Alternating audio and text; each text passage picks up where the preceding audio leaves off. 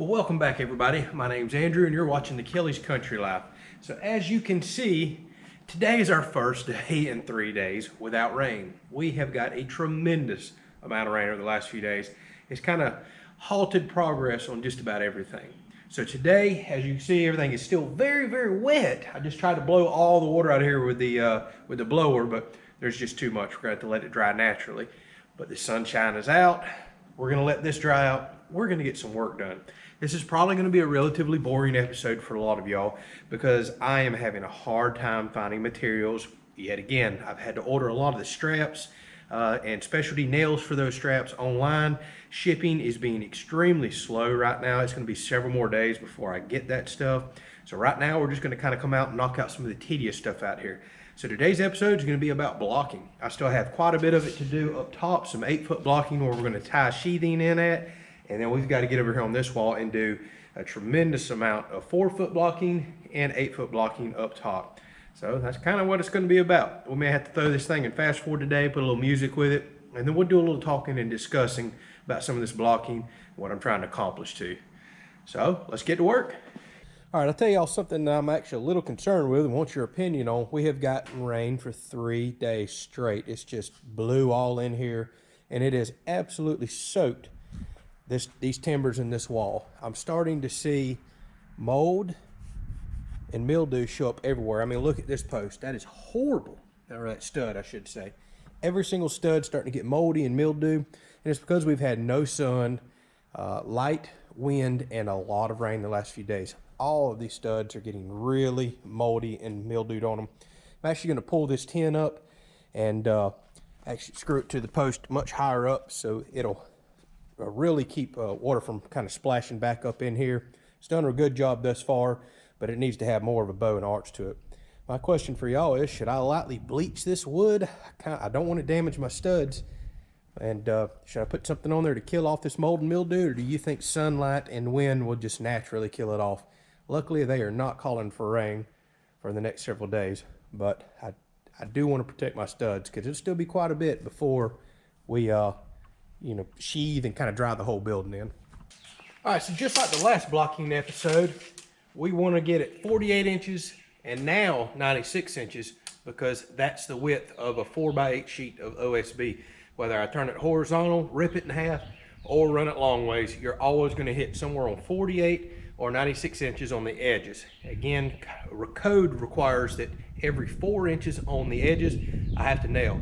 So those edges always have to meet some sort of blocking so I can actually meet that code. So I'm going to do just like I did in the last episode. Make a mark up here to where these 2 blocks stop. Somewhere in there is 96 inches. We'll go all the way down here to the end, make another 96-inch mark. Then I'm going to snap a chalk line so I can transfer a line very quickly.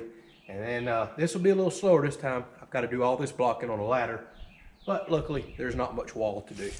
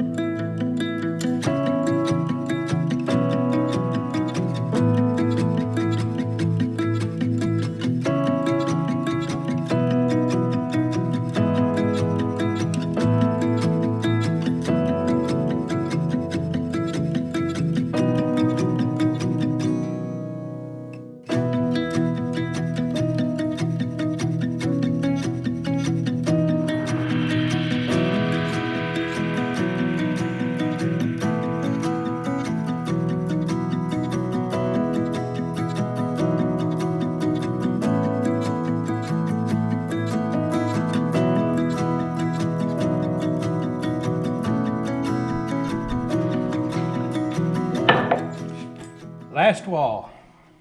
You can tell it's Monday. I can say the blocking has been my least favorite thing to do for the house build. Nothing is wanting to fit right over here today. Nails don't want to go in right. Blocks are busting. It's been a nightmare. I don't know why the simplest things could not work today. Last wall. Thank goodness. I'm ready to do something else.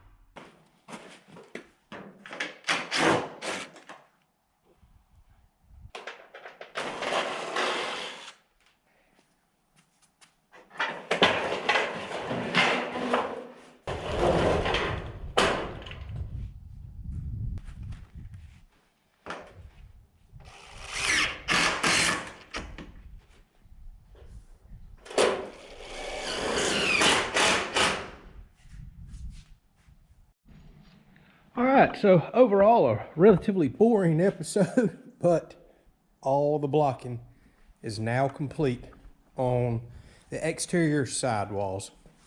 And I've got the blocking done up at 8 foot, all 4 foot on both sides now.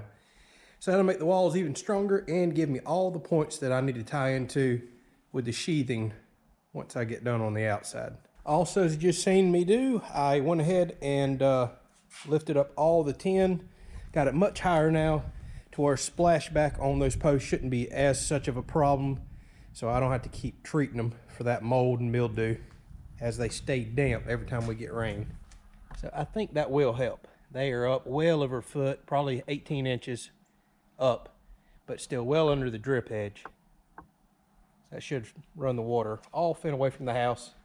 So like I said, kind of a short and somewhat boring and monotonous video. That's the way some of this building is going to be, but this stuff is critical and I'm glad I got it done. One point I wanted to address, because I want to make sure I'm giving you all the right information. I had a few viewers tell me a while back that the 4 foot blocking needed to be in for fire blocking.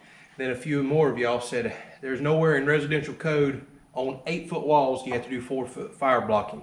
So I went and researched it and I can't find it anywhere. Fire blocking I see is for basements, so the top walls of basements so it doesn't enter the second level of the home, for stairs, soffits, all kinds of stuff, but I didn't actually see doing blocking being required for 8 foot walls.